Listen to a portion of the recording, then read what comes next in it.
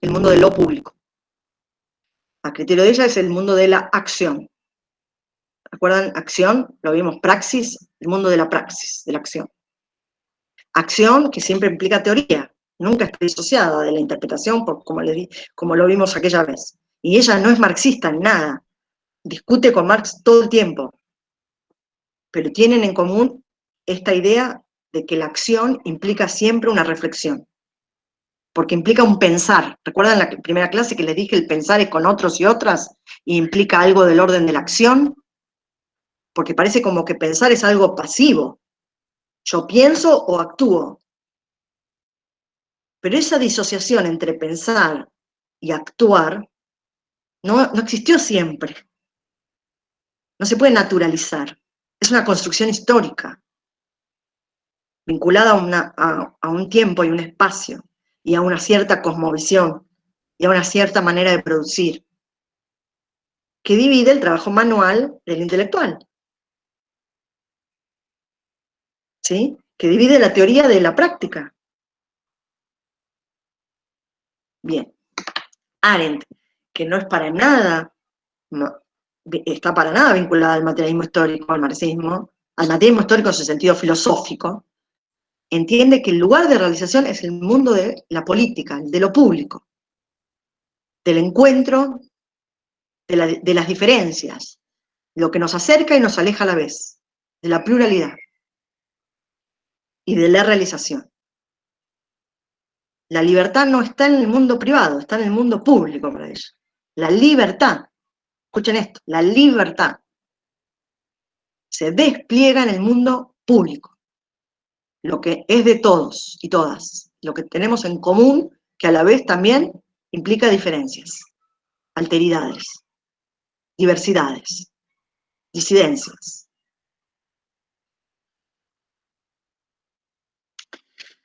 Entonces, ¿de qué distingue ella? Primero, del concepto de poder.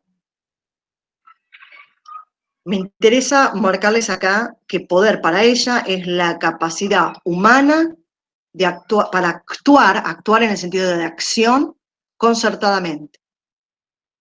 El poder nunca es una propiedad que tiene un individuo, siempre implica una relación. Después lo distingue de fuerza, que no me interesa demasiado, porque a criterio de ella, la fuerza ella la identifica con la fuerza de la naturaleza, la fuerza de los movimientos, cosa que es más complejo para lo que quiero marcar hoy, pero sí me interesa el concepto de violencia, para distinguirlo del concepto de poder para ella. Mientras que el poder, repito, es la capacidad humana de actuar, de generar acción con otros y otras, la violencia se caracteriza, no lo estoy leyendo, lo estoy diciendo, se caracteriza por su instrumentalidad, por implicar un medio para un fin, por implicar una racionalidad de cálculo. ¿Recuerdan Weber? La violencia implica siempre tomar al otro o a la otra, no como un sujeto, sino como un medio para un fin, como una cosa. La primera movida, el primer movimiento de la violencia es objetivar al otro o a la otra, tornarlo una cosa, un objeto, hacer de un sujeto o un objeto. Ella está diciendo ese es el primer movimiento de la violencia, mientras que el poder implica actuar, acción, con otros y otras, que por supuesto hay tensiones, eso no implica abrazarse, ¿sí? La violencia se define por su instrumentalidad, se define por su carácter racional, de racionalidad instrumental, por implicar un cálculo medio-fin, y sobre todo por tomar al otro o a la otra como un objeto, hacer de un sujeto un objeto. Ahí aparece la violencia. Ya estamos en el terreno de la violencia. Ella está distinguiendo. Entonces sigo. La diferencia, yo les escribí acá, entre los conceptos de poder y violencia en Arendt adquiere una significación muy particular, ya que se liga íntimamente a una distinción central en el pensamiento de la autora, la distinción entre acción y fabricación. Explico esto. Tenemos, y ahora les voy a mostrar el cuadro, poder y violencia. Poder es la capacidad humana de actuar concertadamente, ¿sí? Actuar, acción. Y la violencia se define por su instrumentalidad.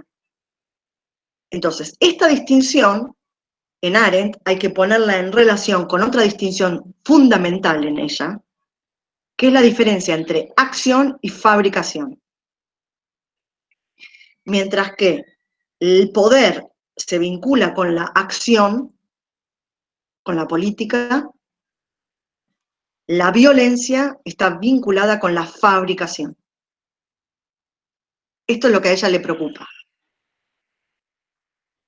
que es esa fabricación-violencia, ese binomio fabricación-violencia, invade el mundo de la política, invade el mundo también educativo, invade otras esferas, porque está muy bien fabricar zapatos, como siempre digo, ojalá hubiese más fábricas. De hecho, ayer escuchaba en un programa que no hay jeringas.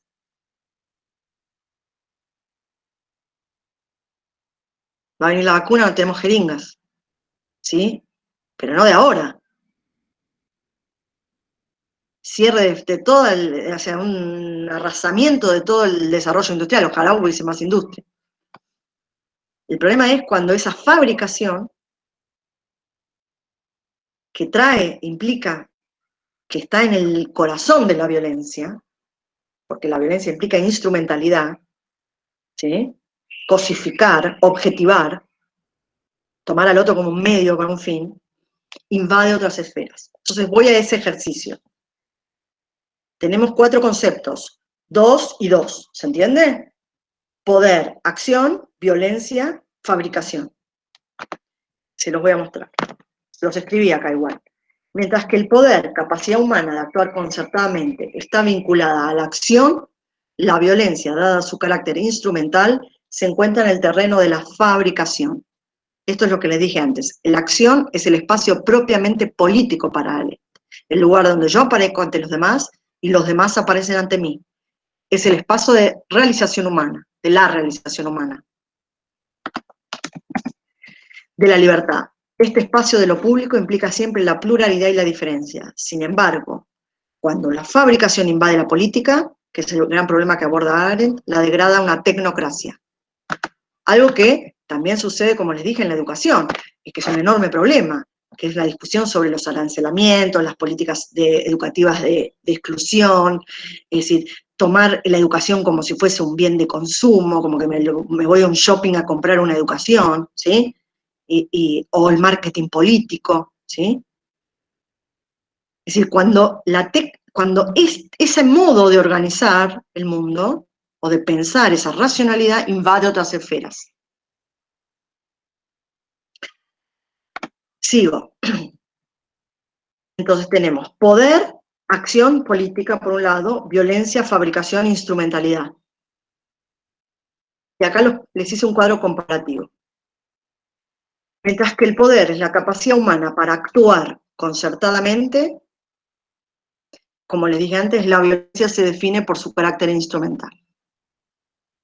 Mientras que Arendt vincula el poder a la acción, a la que define, escuchen esto, como un inicio de una cadena de acontecimientos, porque la acción siempre supone un otro, una otra, un otro. Se distingue por su imprevisibilidad. No puedo controlar al otro como una cosa.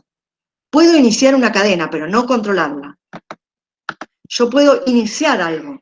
Por eso ella dice que la acción es natalidad. Implica metafóricamente una natalidad.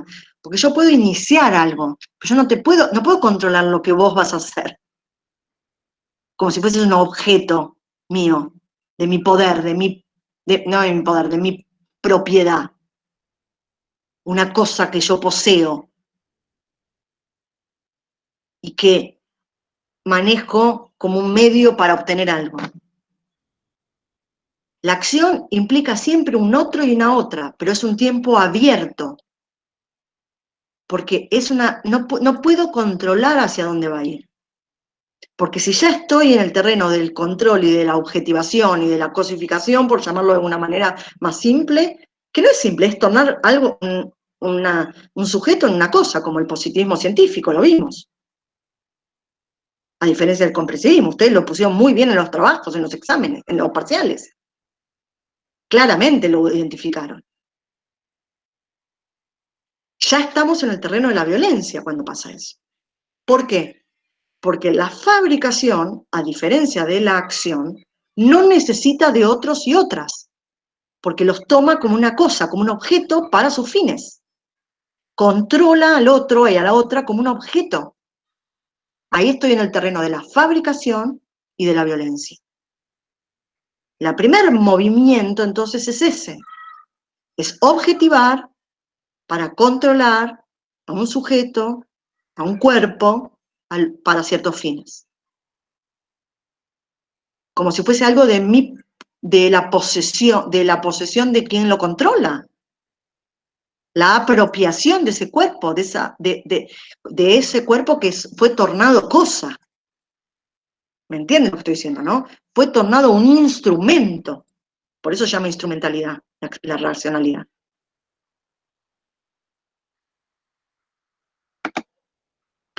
La acción supone siempre un otro, otra. Se distingue por su imprevisibilidad, es decir, que no puedo saber exacto, porque no lo puedo controlar.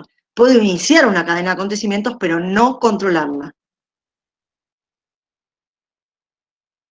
En cambio, Arendt vincula la violencia con la fabricación, como les dije. La fabricación, a diferencia de la acción, supone una racionalidad instrumental, un cálculo medio-fin, como vimos en Weber y vimos claramente la acción racional con arreglo fines. Pasa que no confundan el concepto de acción en Weber. Para Arendt, cuando ya hay instrumentalidad, ya estoy en la fabricación. Y se da en aislamiento, o sea, no necesita de otros. ¿Por qué? ¿Por qué no necesita de otros? No porque los otros y otras no existan, sino porque toma ese otro, otra como un medio, un objeto, una cosa a quien intenta controlar y que considera la posee, como si fuese una mesa, para usarla.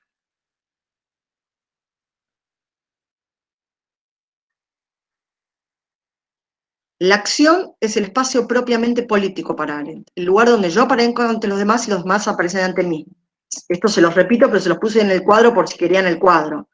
Es el espacio de realización humana, de la libertad. La política implica siempre pluralidad y diferencia. Y acá está el tema, uno de los temas centrales en Arendt. La fabricación, cuando invade la política, la degrada a una tecnocracia, lo que hoy llamaríamos lo que, bueno, todos hemos visto en la Argentina, en la gestión anterior, y lo digo así con todas las letras, el market, tornar la política una cosa, un bien del mercado, ¿sí? Y sobre todo,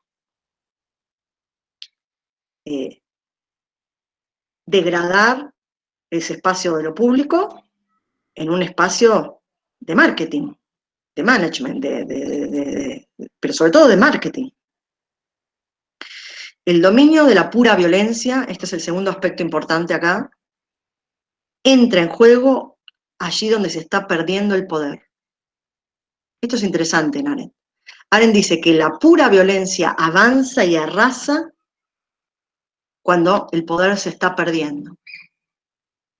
La forma de gobierno que llega a existir cuando la violencia no abdica, ahora ya está a nivel de lo gubernamental, ¿no? Cuando esto invade el Estado también, que es el terrorismo de Estado en la Argentina, que lo conocemos muy bien. La forma de gobierno que llega a existir cuando la violencia no abdica, sino por el contrario, sigue ejerciendo un completo control, ella lo denomina terror, por eso se llama terrorismo de Estado, el cual requiere primero de una atomización social, es decir, no permitir la asociación ni sindical, ni política, ni social, ni humana, ni de ningún tipo. Y el clímax, es decir, el punto máximo del terror, se alcanza cuando el Estado, de este terrorismo, de Estado policial, comienza a devorar a sus propios hijos, es una metáfora. ¿Qué quiere decir esto? Cuando el ejecutor de ayer se convierte en la víctima de mañana. Es decir, cuando todos denuncian a todos y no hay relación, vínculos sociales, que es como Feyerstein habla de la práctica social genocida, que lo primero que hace es atomizar la sociedad, destruir los vínculos, todo tipo de vínculos, y que todos sospechen de todos y todas, y todos denuncien a todos, y el que denuncia hoy, mañana es víctima. Mañana es como ese poema de Brecht. Exacto, la delación como política. Es parte del terrorismo, es parte del terror. Por eso se llama terror. Pero eso adviene de esa violencia, no es que necesariamente adviene, pero solo adviene de esa violencia que tiene en su estructura esta racionalidad instrumental fabril. ¿Qué es lo que define a la violencia?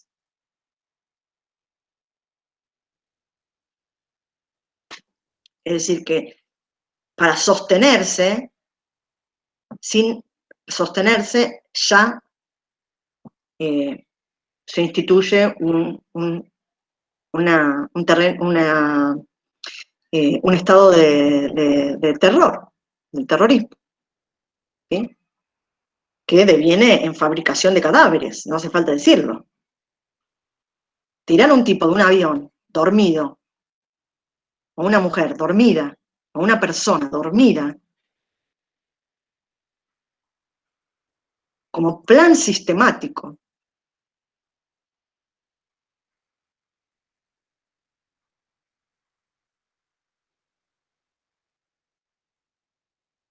es algo que, como ella bien dice, pero no lo dice respecto a la Argentina, lo dice respecto a otros genocidios, ha arrasado con las categorías del juicio. Necesita, exige de nosotros y nosotras, de nuevas categorías éticas, nuevas categorías políticas, nuevas categorías jurídicas, nuevas categorías del juicio. Es decir, que los genocidios que tienen una dimensión fabril, fabrican cadáveres, porque hay un plan sistemático, hay una racionalidad, no es en modo alguno una cosa, como dice Enrique Marí, seguramente leyeron en Teoría General algo de Marí, algo que es a tontas y a locas metafóricamente diciendo que es algo que puede estar o no estar. No, hay un plan sistemático, una burocracia, un lenguaje, un lenguaje. Ustedes trabajaron mucho en la cuestión del lenguaje en el positivismo científico. Hay un lenguaje. Tengo la tesis doctoral, a ver dónde lo tengo. Esperen un minutito porque la tengo por acá.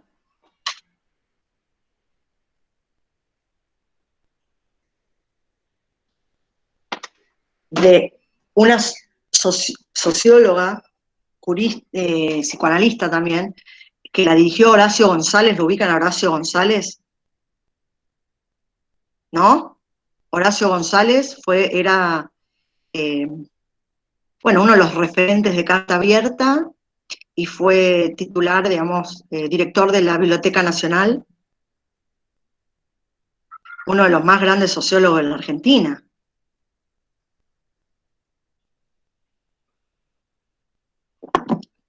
Profesor de la Universidad de Buenos Aires, pero profesor de todos lados, o sea, a la UNDAB vino muchas veces, vino muchas veces a UNDAB. Él dirigió esta tesis doctoral que se llama Lenguaje y Exterminio, Lenguaje y Genocidio. Ella analiza, Perla Sné, analiza, no sé si se ve, analiza acá cómo los dispositivos genocidas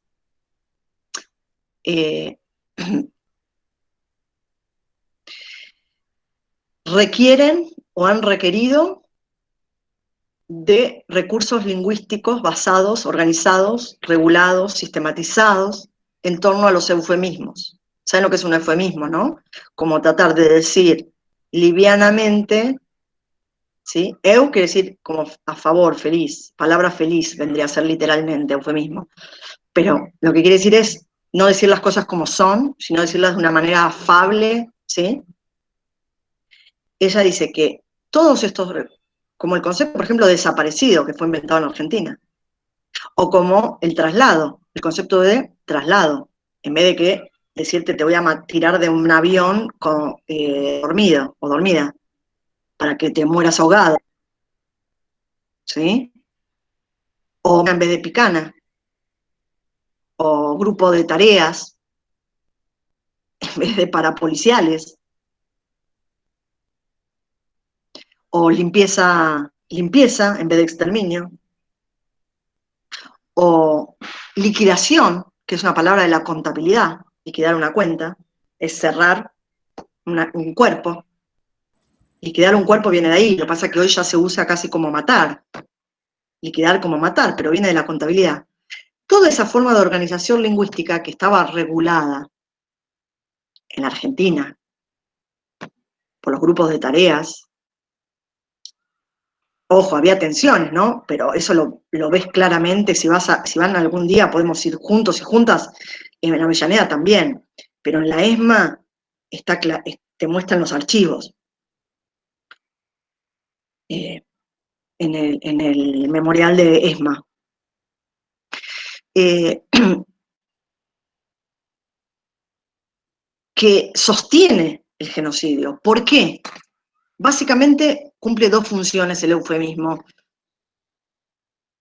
Por un lado, inhibe toda resistencia, o intenta inhibir la resistencia, porque si te dicen traslado, hay algo en la pulsión de vida que espera que te toque, que te salves, o que se salven tus compañeros y compañeras. Y por otro lado, diluir también la responsabilidad de los ejecutores o ejecutoras, ¿sí? Subdividir, claro.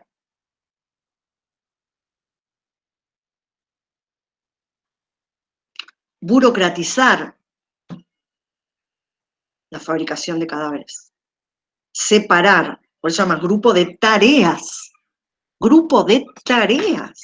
¿Ven lo que estoy diciendo? ¿Ven lo que implica la palabra? Limpieza étnica.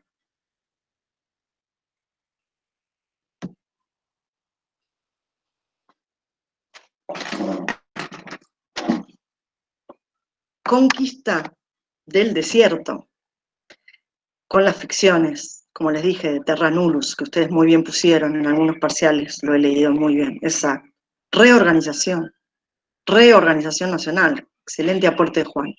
Es decir, que hay una dimensión del lenguaje que sostiene también, aparte del terror, la violencia, las botas, las armas, pero también tiene esa narrativa de la legitimidad, el terror, pero hay una dimensión de los recursos lingüísticos y de los dispositivos lingüísticos que lo sostienen. Para que entiendan qué está en juego en las violencias estructurales.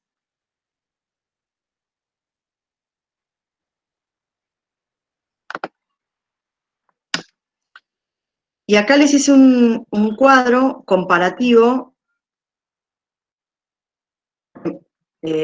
con Foucault, que yo no sé si lo trabajaron en teoría general, me pareció como que habían trabajado Foucault, el concepto de poder, pero igual les puedo subir la clase sobre el concepto de poder Foucault para la vida, para el futuro, para su formación, como un aporte.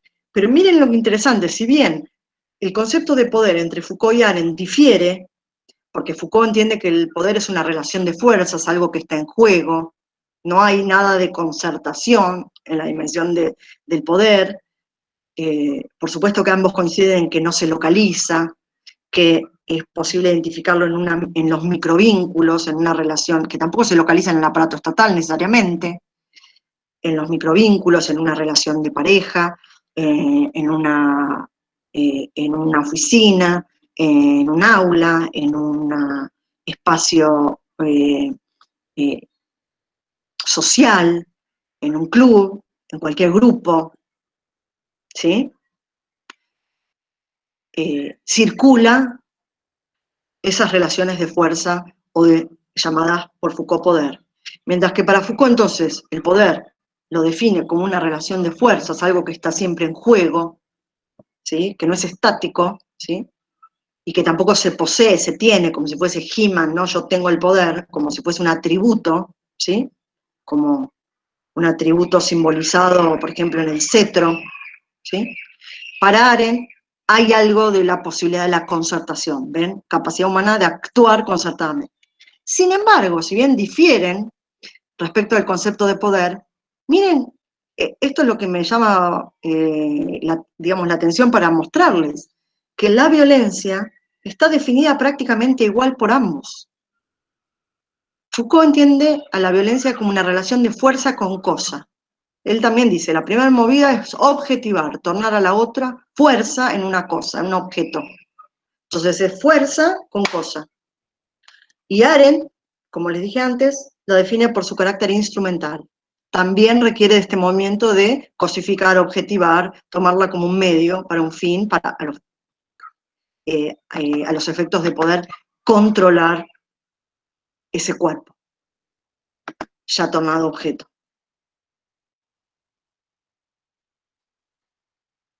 Es fuerte, ¿no? Es como, pero me parece que aporta un tema para considerar profundamente.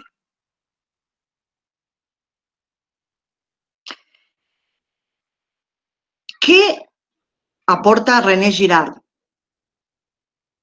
Un concepto también para que consideren, que es el de violencia sacrificial, que es posible hilvanar, ligar con esto que mencionamos recién. Él lo tiene desarrollado en un trabajo que se llama La violencia y lo sagrado. ¿Recuerdan recuerdan cuando en teoría, momento crítico del derecho, vimos el concepto de derecho como una práctica social, discursiva, que expresa y condensa, es decir, ecualiza, estabiliza niveles de acuerdo, pero también de conflicto, de tensión, entendiendo tensión de fuerzas de poder, ¿no? En una formación histórica determinada, en un contexto determinado, entendiendo que no hay un derecho fuera de la historicidad, fuera de un contexto, no es posible, no hay un derecho universal para todo tiempo y lugar, y que esa práctica social es posible identificar tres niveles de análisis, que obviamente están íntimamente vinculadas, las distinguimos casi metodológicamente. Ustedes lo vieron con el texto de Entelman y con el de Carlos, y creo que con el de Alicia, ¿sí? Ruiz. Ese nivel normativo, el nivel de interpretación de esas normas, porque las normas no hablan solas. Alguien las tiene que hacer hablar, aplicar. Es decir, interpretación por parte de quienes están legitimados y legitimadas por esa comunidad a hablar. Ustedes lo vieron muy bien con el a interpretar. Ese es el eje del fallo que tuvieron para analizar de justicia indígena en la Cocha, ¿sí? La interpretación constitucional restrictiva, ¿sí? Y el tercer nivel de análisis, que muy bien Ricardo Entelman muestra, y que también es tomado por Enrique Marí, por Alicia y por Carlos Cárcova y por muchos de los que trabajamos dentro del movimiento crítico, y en toda la región, porque esto lo hablamos en toda la región, llamado, como bien todos pusieron y todas pusieron, imaginario social. ¿Qué implica eso, el imaginario social? Ese complejo conjunto de narrativas, de mitos, de representaciones sociales, la manera en que pensamos, rituales, porque ¿cómo se llama los códigos procesales? Códigos de rito. Vayan a tribunales en OJ, vamos a ver si los atienden. Todos esos protocolos son rituales de aceptación, de pertenencia, ¿qué hace un ritual? Es una acción repetitiva, un protocolo que afirma creencia en algo, en ciertos valores, ciertas conductas, ciertas prácticas. Y también Ricardo Entelman, en el texto que ustedes situaron, habla de una dimensión sacrificial, que parece que es algo como de las culturas de la antigüedad. ¿Por qué? Porque la modernidad, y el derecho sobre todo, el derecho moderno, reniega de esa dimensión. Dice, eso no tiene nada que ver con la modernidad. Nosotros somos muy racionales, muy científicos, ¿sí? Eso de rituales, de mitos, de ficciones, de narrativas, leyendas, todo eso de la antigüedad, eso no tiene nada que ver con el derecho moderno. Sin embargo, sin eso, el derecho moderno no se sostiene. Sin embargo, esas normativas ya interpretadas por partes quienes están legitimados no se sostienen. Por eso es una dimensión central para prestar atención, sobre todo en relación a las violencias también. A veces, porque ¿por qué tenemos tanto convención de Belém do Pará, tanta normativa y sin embargo siguen matando, siguen muriendo cada vez más personas, matando cada vez más personas? Porque la violencia de género sigue aumentando. Es decir, que se puede también trabajar a nivel de las representaciones. Por eso son tan importantes las movilizaciones, esto que hablamos en este espacio, lo que hablas en el bar con tus amigas y amigos, lo que discutís, lo que lees, el lugar de los medios de comunicación, que ustedes muy bien lo vieron en el caso de la Cocha, el papel central que cumplen, en generar o reproducir o transformar representaciones.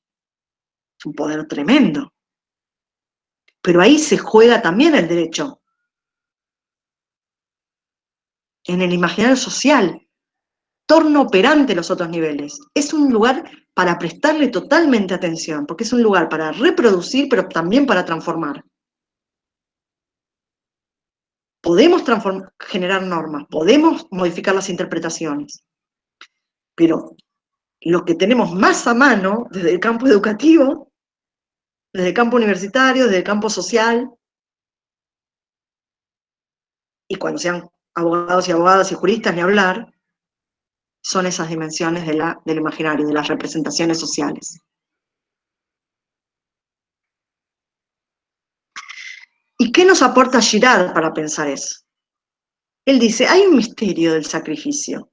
Los antiguos, los autores y autoras antiguos lo tematizan, pero los modernos no. ¿Por qué? E irónicamente dice, no alcanzamos a saber si predomina la distracción, se hacen, miran para otro lado, iba a decir una mala palabra, pero bueno, no me da hoy, la indiferencia o una secreta prudencia. O sea, vista gorda. Excelente. Gracias, Guillermo. O la secreta prudencia, hay algo que no se dice. Es una ironía, ¿no? Decir eso. Secreta prudencia es decir,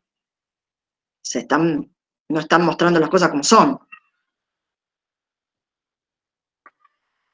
Entonces dice, ¿por qué no se plantean preguntas sobre las relaciones entre la violencia y esta dimensión sacrificial? Y él dice, bueno, yo lo voy a abordar esto.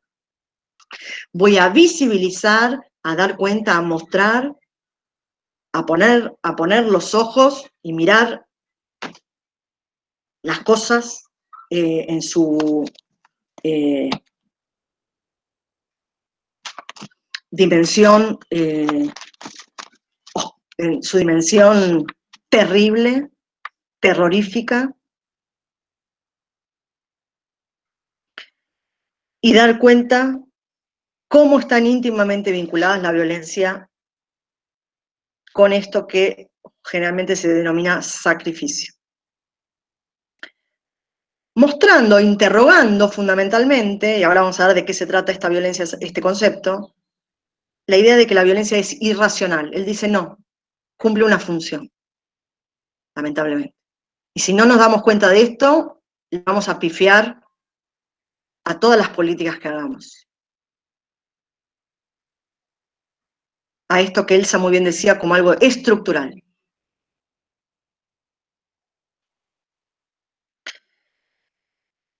¿En qué consistiría esa función? Él dice esto, escuchen porque esto es fundamental. Hay una violencia interna, intestina en todo grupo,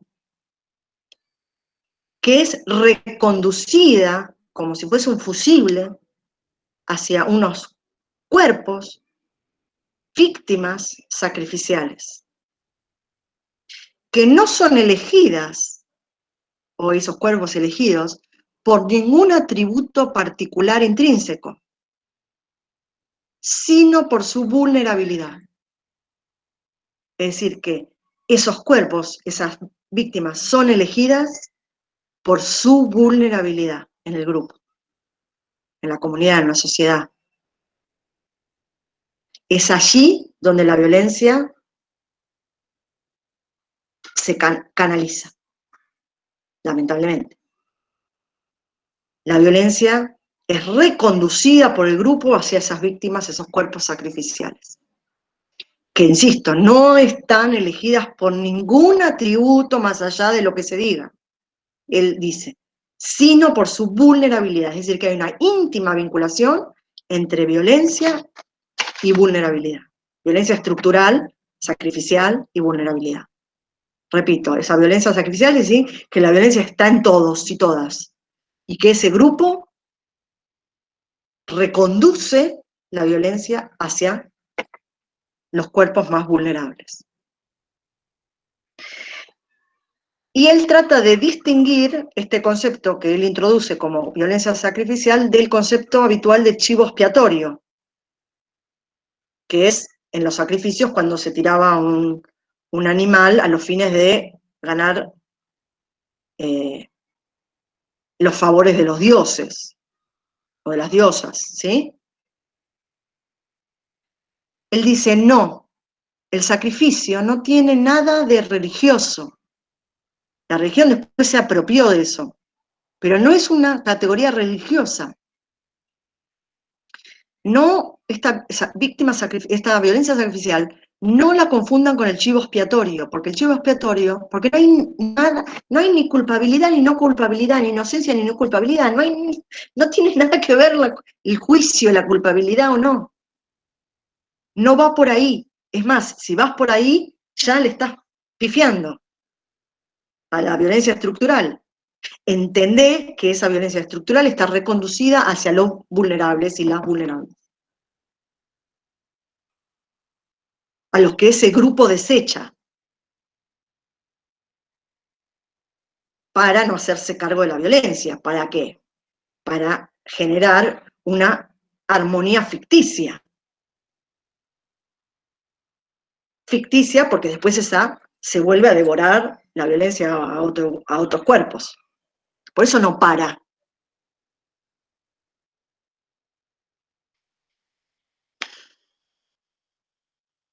Es decir, que si a una violencia, a una vulnerabilidad socioeconómica, le añadimos una vulnerabilidad jurídica, que es a lo que podemos apuntar, a reforzar las garantías, modificar las representaciones, las interpretaciones de quienes están legitimados o legitimadas, a través de los mecanismos que sean, las normativas también. Pero imagínense que si a una violencia, a una vulnerabilidad socioeconómica, le sobreimprimimos una vulnerabilidad jurídica, la probabilidad de que esos cuerpos sean elegidos se acrecienta, aumenta. Es casi evidente. Por eso la necesidad del campo jurídico de reforzar, de fortalecer esos grupos, fortalecer con garantías y derechos, y tiene que hablar de políticas inclusivas. La necesidad de políticas inclusivas. Exacto. Y ahí pueden incorporar, y ahí vamos al texto de Alicia Ruiz sobre violencia y vulnerabilidad. E introduce 3 categorías que van a lo que Elsa mencionaba, y Rafael al principio, y Nelson al principio de la clase.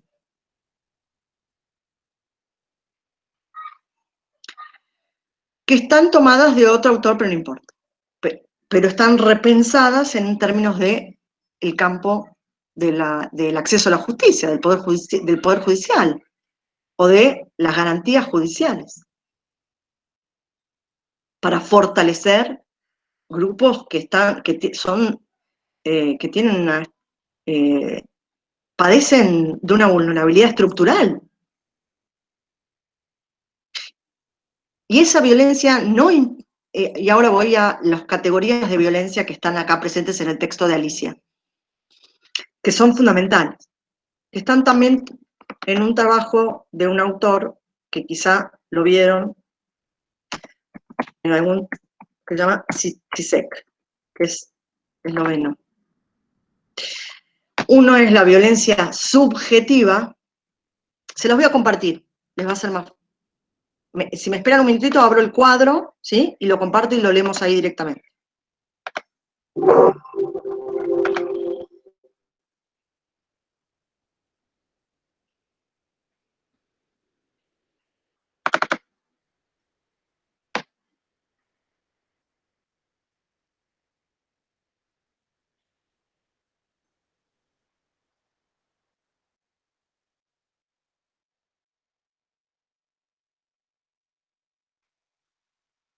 ¿Se corta?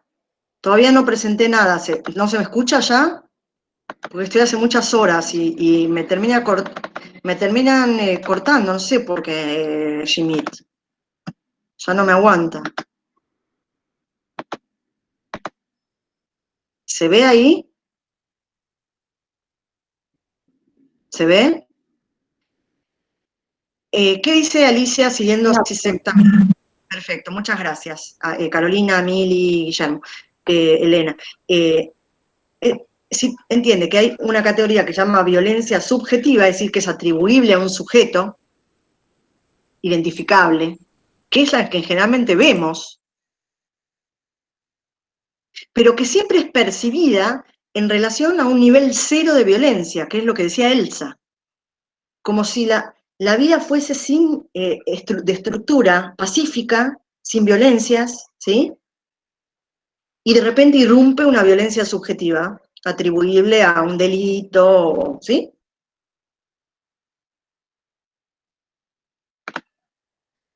Atribuible a un sujeto que es la visible y que se experimenta en contraste con un fondo de nivel cero de violencia, que se presume que es ficción, ¿no? O sea, ficción. Esa violencia subjetiva horroriza al mundo porque es percibida como una violencia que irrumpe en un nivel cero de paz, de tolerancia, de armonía. Entonces Alicia y Zizek insisten en que, en esto que Elsa situaba, hay que mirar la violencia invisibilizada, que es de estructura, que es lo que ella llama, y él llama, Zizek llama, violencia objetiva. Es una violencia objetiva que es la más invisibilizada, que no se ve, que no se muestra. Y dentro de esa violencia objetiva, ahora les voy a mostrar en el cuadro, la divide en dos, que es lo que decía, creo que Nelson, o Rafael, no me acuerdo. Una es la violencia simbólica, no es solo física, es simbólica, quiere decir que está vinculada al lenguaje. Esperen que les voy a mover la violencia objetiva, que es inherente a ese estado de cosas y que es la más invisibilizada. Y dentro de esa violencia objetiva, lo voy a ampliar así un poco más, así lo pueden ver más.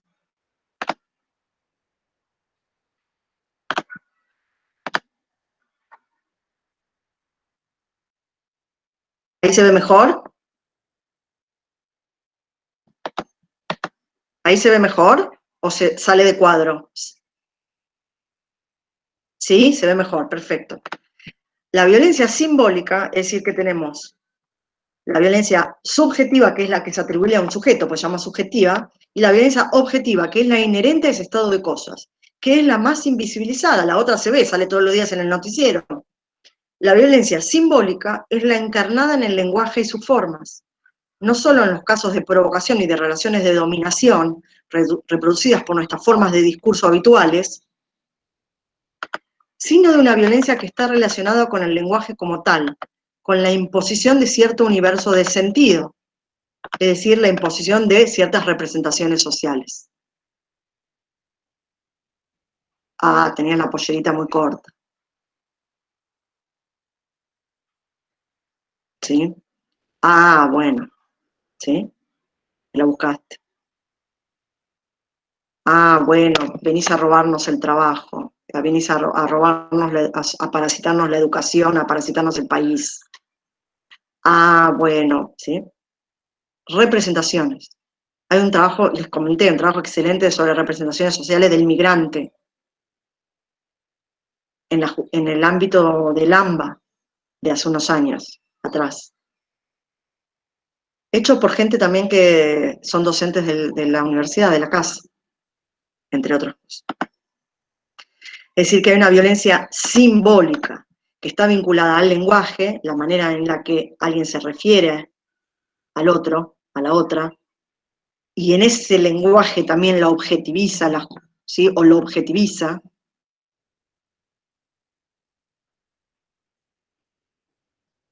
Por ejemplo, en el tema de salud mental, también, de discapacidad, que son capacidades diferentes, es un enorme tema. O sea, cómo se enuncia, cómo se hace referencia a alguien. Es una persona con capacidades diferentes. Pero también dice, respecto al universo de sentido que impone, y ahí están los medios de comunicación, que ustedes lo vieron.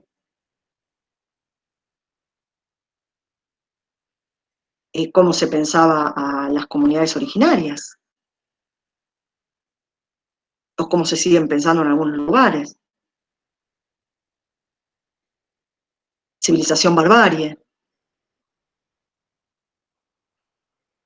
Todo eso está en el derecho, circula en el derecho. Y el otro tipo de violencia objetiva, que es la que Elsa mencionaba, la violencia sistémica, que es la consecuencia del funcionamiento de nuestros sistemas económicos y políticos que excluyen, aquellos sistemas que excluyen, y generan mayor vulnerabilidad socioeconómica, educativa. Por eso la importancia de la educación como política de inclusión.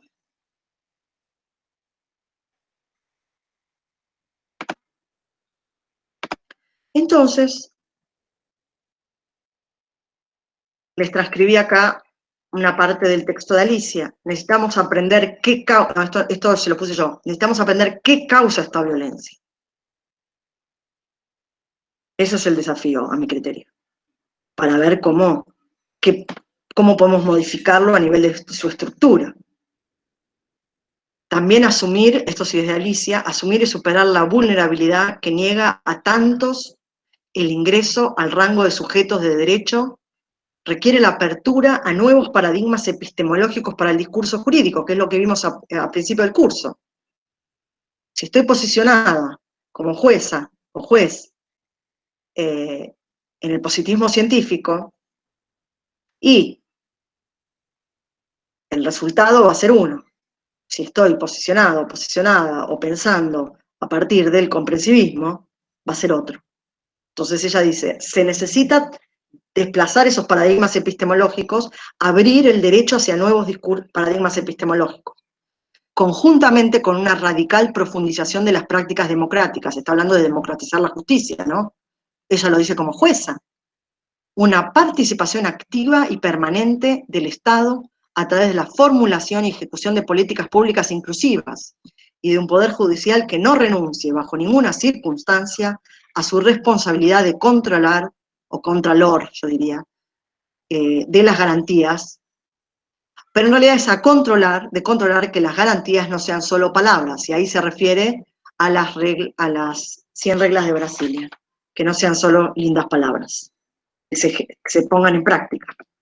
Y dice una frase acá que para mí es el núcleo, uno de los núcleos. Asumir la vulnerabilidad de los más de los más que decir, de todos los grupos vulnerables, es al mismo tiempo enfrentar la violencia más invisibilizada. Es entender que hay una dimensión de la violencia que no se ve, que no se muestra. Y ni que hablar en las violaciones masivas. Yo tuve la oportunidad de estar en contacto con las mujeres, un grupo de mujeres que fueron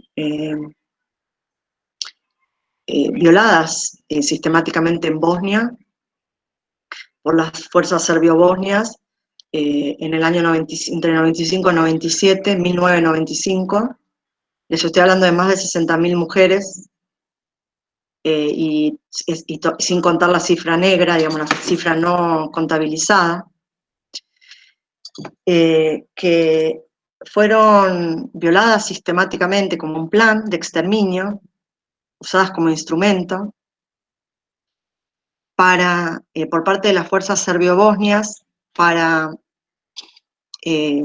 bueno, generar lo que ellos denominaban eufemísticamente limpieza étnica. Las mujeres bosnias, ustedes saben, son musulmanas. Y la intención de este plan sistemático organizado por parte de estoy hablando de la ex Yugoslavia, ¿no? De las fuerzas serbios, era, por un lado, el gran genocidio de Srebrenica, que hoy sigue discutiéndose, porque se sigue discutiendo algo que es políticamente muy difícil de asumir, que es la participación que tuvo la ONU la inacción de la ONU en lo que fue el genocidio de Srebrenica. Srebrenica era una ciudad, la sitiaron, en realidad estaba custodiada, como cuidada por fuerzas de paz, entre comillas, de la ONU, entraron igual y mataron a todos, a todo un pueblo. Y a las mujeres se las llevaron de todos los pueblos, y le estoy hablando de nenas, mujeres grandes, mayores, señoras, mujeres, y hablo de chicas desde edad reproductiva en adelante, desde 13, 14 hasta mujeres de avanzada edad, a campos de detención, de detención, no de exterminio, de detención, que funcionaban en clubs, en hoteles, en escuelas. ¿Me escuchan lo que estoy diciendo? En escuelas, en lugares de fuerza de seguridad, en bosques, y eran sometidas a violaciones sistemáticas por parte de muchos soldados, por fuerzas de seguridad serbias, sistemáticamente, más de una vez, hasta quedar embarazadas, y las obligaban a llevar a término sus embarazos. Es decir, que estaban los 9 meses encerradas, tabicadas, obviamente, como en la Argentina, ¿no? Tabicadas y obligadas a tener esos chicos para dar a luz hijos de sangre no musulmana. Y estoy hablando de más de 60.000 mujeres. Estas violaciones todavía continúan hoy impunes. Hubo un tribunal de la ex Yugoslavia donde sí uno de los responsables se suicidó en el juicio. Otro murió y algunos otros ya están condenados, pero están condenados por el genocidio, no por las violaciones masivas. Es decir, como tomar los cuerpos de mujeres como un instrumento, como un instrumento. Un instrumento para hacer callar toda una afiliación. Por eso a mí me parece que es importante considerar el concepto de genocidio cuando ustedes vean en derechos humanos, en la materia de derechos humanos, o derecho internacional, no sé, supongo que lo ven en derechos humanos, la definición que da la Convención de Prevención del Genocidio, dos de sus incisos en el artículo 2, creo que Elena me lo preguntó, hablan sobre la afiliación, de sacar chicos de un grupo a otro, que es lo que pasó en Argentina, la apropiación. ¿Sí? Es decir, o generar, vean los incisos del artículo, es decir, hay dos incisos que refieren a la afiliación, es decir, que no se agota en la realización material, sino en hacer callar una transmisión, decirle que desaparezca ese discurso, esa cultura, ese pueblo, esa historia, usando no solamente los cuerpos de las mujeres en este caso, sino también los chicos como instrumentos. ¿Entienden lo que está en juego acá? Yo tuve la posibilidad de tener un contacto testimonial porque ellas estaban difundiendo sobre todo la revictimización. ¿Qué es la revictimización? Quizá en penal lo vieron. Es cuando el propio sistema vuelve a someter a la víctima a un escenario donde se agudiza su posición de víctima y donde vuelve a producir mayor densidad en la herida. Vuelve a segregar ese cuerpo ya violado. Porque la violación a veces es algo que de lo que es muy difícil hablar. Y estas mujeres lo que reclamaban, se organizaron, y lo que reclamaban era asistencia médica. Escuchen lo que estoy diciendo, asistencia psicológica, asistencia económica. ¿Por qué? Porque eran segregadas en su propio barrio, en su propio mundo. Nadie les daba trabajo, nadie les daba un lugar. Y sobre todo asistencia psicológica, porque esos chicos, como en Argentina, y chicas, adultos ya, hoy, allá hace unos años, buscan su identidad, solos y solas. Muchos fueron abandonados en orfanatos y muchos fueron usados como instrumentos. Y muchos siguieron viviendo sin saber su identidad, sin la mentira, en la violencia más violenta que hay, que es que te nieguen tu identidad biológica, o tu identidad, tu cultura, tu inscripción filiatoria, en términos jurídicos. Y esto es un caso que no pasó tanto tiempo y todavía sigue impune. Es decir, que impune en un doble sentido, no solo porque no hay pena, responsabilidad penal, sino también porque no hay políticas activas para reinscribir a esos chicos, para sacarlos adelante, para mostrarles cuál es su verdad, cuál es su cultura, cuál es su identidad, y ver si hay alguna posibilidad de también recuperar esas mujeres. Hay algunos testimonios de las mujeres violadas que no lo podés, pero no de víctima, dicen que son nuevamente, son segregadas doblemente por un sistema que no puede hablar de ello, que no quiere reconocer que eso sucedió. Es decir, que el primer paso es un pronunciamiento. Por eso, para mi criterio, los pronunciamientos judiciales son muy importantes porque tienen un carácter performativo, de enunciación. Y en muchos casos se logra desarticular esos eufemismos diciendo las cosas como son. No, no, esto no es ninguna limpieza étnica, esto es un genocidio liso y llano. No, no, no, esto no fue ningún traslado, esto fue un asesinato en escala planificado, un plan sistemático, como sucedió en la Argentina, ¿no? Es decir, que me parece que la palabra judicial puede cumplir un papel importante en desarticular esos soportes lingüísticos y también posibilitar un tiempo nuevo, ¿no? No sé qué opinan, qué les parece. Es complejo lo que acabamos de hablar, quizá no es para charlarlo hoy, es para pensarlo un poco y hablarlo el 16. Pero si alguien quiere hacer algún comentario o reflexión ahora, el 25 de noviembre, eh, o esperar al 16, es más que bienvenido o bienvenida.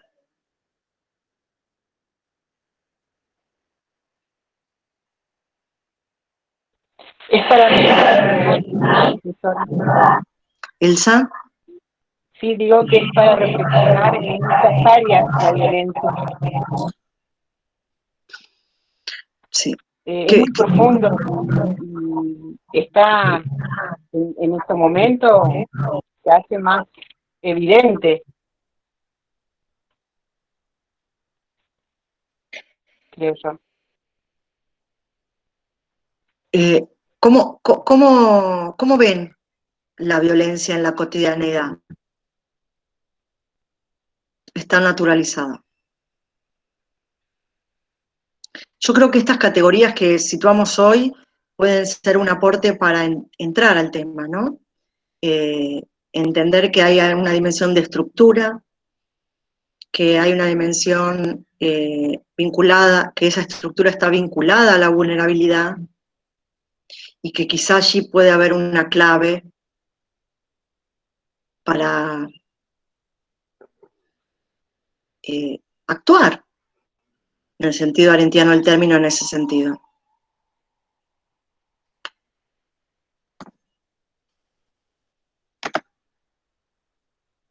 A ver, que no llego a leer.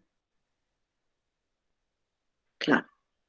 Eso es exacto. Eso que llamamos discurso es entender que el derecho juega un papel. El derecho no es una mera herramienta, es una práctica que impone sentidos y a la vez está atravesado por sentidos de la realidad social. Es decir, que no hay una relación de causalidad, sino que hay una interrelación. Por eso hablábamos de las topologías, piénsenlo así, no hay adentro y afuera, entre sociedad y derecho. Por eso la sociología te muestra eso. El derecho no es pensable sin las formas en que el poder opera, circula y se reproduce. No es pensable sin las dimensiones sociales, culturales, políticas, ideológicas, discursivas. Y entender que el lenguaje, y que la violencia se sitúa también a nivel del lenguaje. Pues parece como que el lenguaje es un lugar transparente de transmisión de mensajes, neutro. No peleen, hablen. Pero no advertimos las asimetrías que hay en el lenguaje, que es lo que trabajaron en el primer módulo. Respecto a la burocratización, a la opacidad del derecho, a la cripticidad del lenguaje jurídico, algo que nadie llega. ¿Qué simetría hay? Que no hay nada más violento que juzgar a alguien en un idioma que no entiende. Es decir, que hay algo en el nivel del lenguaje que, que tiene que ver, entender que la violencia se sitúa ahí también. Por eso es importante lo que ustedes mencionaron respecto a la violencia simbólica.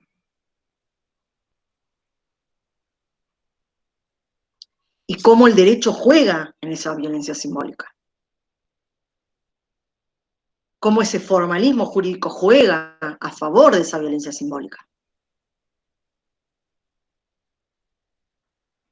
Eso es algo que hoy ya no me da la clase ni me da el cuerpo, ni creo que a ustedes les dé para que siga insistiendo, pero en algún día, y quizá el 16, lo comentamos, lo charlamos, que es un trabajo de un autor que se llama Walter Benjamin, que quizá lo vean con Omar en filosofía, como con Omar Efes en filosofía, que se llama Para una crítica de la violencia.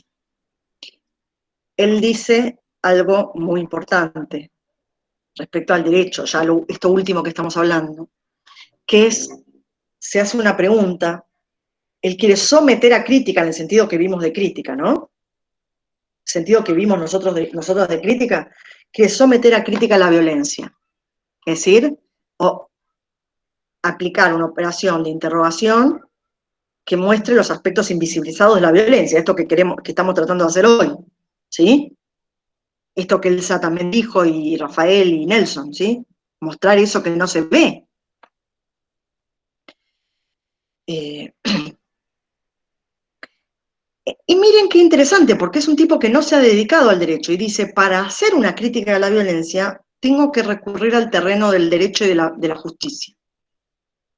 Para someter a crítica a la violencia, es decir, para efectuar una operación de interrogación que muestre el aspecto invisibilizado de la violencia, su dimensión estructural, lo que está atrás, y transformar algo, tengo que hablar del derecho y de la justicia. Y ahí introduce su famosa pregunta: ¿cómo distingo la violencia legítima de la ilegítima? Y dice algo muy tremendo para nosotros abogados y abogadas. Él dice que el derecho monopolice la violencia no lo hace a los fines de salvaguardar bienes jurídicos, como pensamos, por ejemplo, vida, ¿sí? Sino para salvaguardar el orden jurídico mismo, el statu quo mismo, e inhibir un nuevo orden jurídico, que lo cambie, lo modifique de estructura. Es decir que dice que el derecho es la violencia a la violencia por el control de la violencia. Es la violencia a la violencia por el control de la violencia. Por eso él considera que el derecho está condenado. Yo no coincido con esa apreciación. Yo creo que el derecho, por un lado, como bien dice Carlos, reproduce las formas en que el poder opera y las violencias se inscriben, pero también es una práctica transformadora. Si no, no me dedicaría a esto. Si no pensás eso. Exacto, el carácter paradojal, bien, Guille. El carácter paradojal del derecho. Cumple una función de reproducción, pero a la vez una función de transformación. A criterio de Benjamin está condenado. Solamente puede ir por el lado de la justicia, que es lo que él llama la justicia social. Desarmar las violencias, a criterio de él, implica modificar esto que Elsa bien identificó al principio. Modificar las exclusiones. Modificar las vulnerabilidades. Generar justicia social. Para él insiste en eso y en eso coincido. Pero no coincido en que el derecho no pueda aportar algo en ese sentido.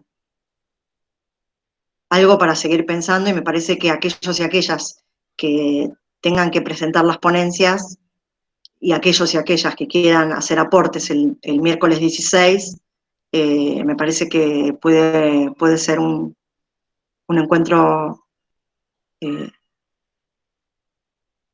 más que productivo, bienvenido, y bueno, intentar, como siempre decimos, hacer de este mundo algo un poco mejor, desde donde estamos, como podamos. Esa es un poco la propuesta. ¿Sí? Así que, bueno, me despido acá. Un abrazo y un cariño muy grande para todos y para todas.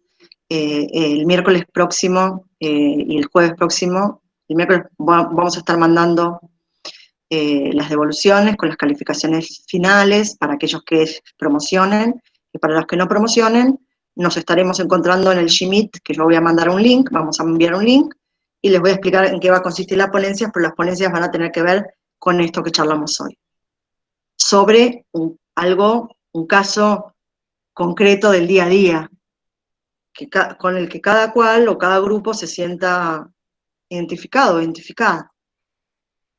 ¿Sí? Va a tener que ver con eso. O sea que la idea es que todos puedan promocionar. Pero para eso, porque acá de lo que importa es más que nada poder pensar y actuar. Espero que esto no haya sido un trámite burocrático. Que esto sea algo más. ¿Sí? Abrazos. Gracias, Guille. Gracias, Ceci. Gracias a todos y a todas. Buenas tardes. Gracias, profesora. Gracias, profe. No, muchas gracias, Nelson. Gracias a todos. Buenas noches Hasta a todos. 16. Nos vemos. Gracias, Sí. profe. Gracias a todos. Cariño.